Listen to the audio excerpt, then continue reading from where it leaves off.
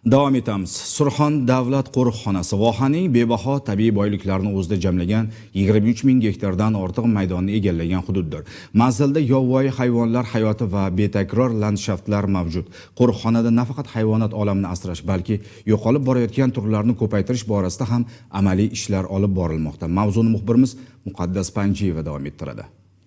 Yovvoyi turdagi hayvon va qushlar barchasi erkin holda harakatlanib oziqlanadigan, ba'zan mana bu kabi suratga tushadigan manzil Surxon davlat qo'riqxonasi.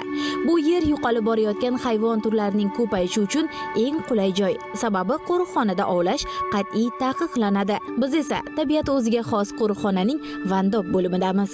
Ayni damda ijodiy jamoamiz hamda ekologlar bilan birgalikda dengiz sathidan 2,5 ming metr balandlikka chiqib boryapmiz. Hali masofa uzoq, tepalikkacha. Xodimlar esa shu yerda ham o'z ishlarini davom ettirib ketishyapti. Shu Vandob bo'limining har bir soyi, har bir jilg'asi, har bir qatlamlariga chiqib, mana shu hayvonot olamining qanday tartibda yurganini, qidiralib yuruvchi hayvonlarni ko'ramiz. Ilon deb, to'ng'iz, morxo'r, buxoro tog' qo'ylari ko'p uchraydi bu yerga. Ayni paytda qo'riqxonaning Vandob bo'limi rahbari bilan birgalikda o'rnatilgan fotoqopqonni ko'zdan kechirish jarayonlariga guvoh bo'lamiz. Fotoqopqon kecha o'rnatilgan, nechta o'sha hayvonlar tasvirga muhrlanganligini ayni paytda ko'ramiz. Mana fotoqopqonni yechib oldik hozir. Morxo'rlar kelib shu yerga yurganligi, buxoro tog' qo'ylari, bo'ri, silovsin, yovvoyi cho'chqa.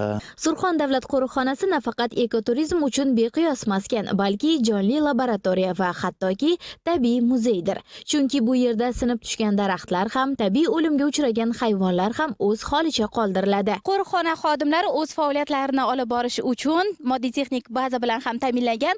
Mana bu kabi otlar qo'riqxonada 17 tani tashkil etadi. Bundan tashqari yo'l tanlamas avtomashinalar ham xodimlarning uzog'ini yaqin qilib kelmoqda. Tabiatning asl qiyofasi, tirik va tabiiy muhitning buzilmagan ko'rinishi aynan shu qo'riqxonada mujassam. Xodimlar esa o'z ishlarini davom ettirish uchun xizmat otlarida manzili sari davom etishdi. Muqaddas Panjiyeva, Xolmat Ne'matlayev, Surxondaryodan.